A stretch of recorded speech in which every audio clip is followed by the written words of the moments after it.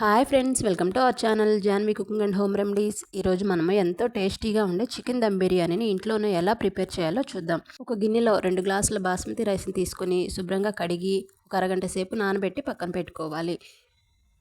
శుభ్రంగా కడిగి పెట్టుకున్న 1/2 కిలో చికెన్ని తీసుకొని అందులో 1 స్పూన్ సాల్ట్, పసుపు, కారం, ధనియా పౌడరు, గరం మసాలా, చికెన్ మసాలా, జీరా పౌడరు, 1 స్పూన్ అల్లం వెల్లుల్లి పేస్టు, కొద్దిగా నిమ్మరసము, కొద్దిగా ఆయిలు, 2 స్పూన్ల పెరుగుని వేసి ఇలా చేత్తో బాగా కలిపి పక్కన పెట్టుకోవాలి.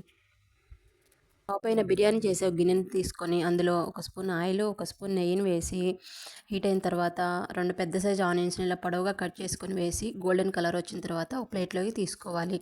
తర్వాత అదే ఆయిల్లో మనం ముందుగా మ్యారినేట్ చేసి పెట్టుకున్న చికెన్ని వేసి మూత పెట్టి ఉడకనివ్వాలి.